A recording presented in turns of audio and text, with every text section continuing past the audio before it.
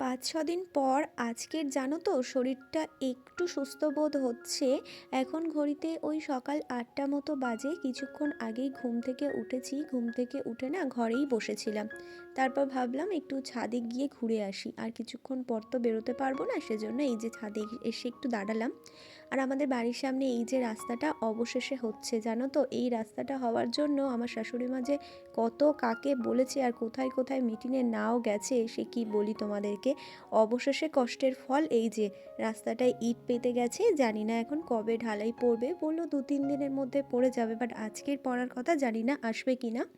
আর আমার শিউলি ফুল গাছের গোড়ায় দেখো, আমার শরীর খারাপের জন্য তো এদের দিকে আমার আর তাকানোই হয় না। আর গাছের গোড়াতে একটু মাটিও নেই, গাছটা শুয়েও পড়েছে।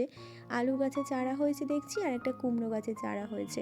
ওর জামা কাপড়গুলো এখনও নিচেই খোলে। এই যে ওয়ালেট, গাড়ির চাবি আর তার সাথে হেডফোনটা আমি নিচে নিয়ে যাচ্ছি। আজকেরও আলু সিদ্ধ আর ঘি দিয়ে আর কি ভাত খাবে, সেজন্য এই যে ঘিয়ের কৌটোটা ধরেই ব্যাগের মধ্যে আর কি ঢুকিয়ে দিলাম। ও নিয়ে গিয়ে আর কি খেয়ে নেবে। আর আমার বলো না, ঘাড়ে লেগে গেছে গো। কী করে যে ঘাড়েটা লেগে গেল বুঝতে পারছি না। এমনিতেই এরকম শরীর খারাপ, তারই মধ্যে যদি ঘাড়ে লেগে যায়, ঘাড় তো কিছুতেই ঘোরাতে পারছি না। তো এই এখন বসেছিলাম, তো তারপর বালিশটা নিয়ে গিয়ে একটু রোদ্দুরে দিলাম। রোদ্দুরে দিলে পরে না ঘাড়ের ব্যথাটা একটু ঠিক হবে। বাপিকে বলেছি, বাপি এই যে ওষুধ দিল। তো এখন 1 ঘন্টা আগে খেয়েছিলাম, 1-2 ঘন্টা আর কি, 2 ঘন্টা পর পর খেতে বলেছে।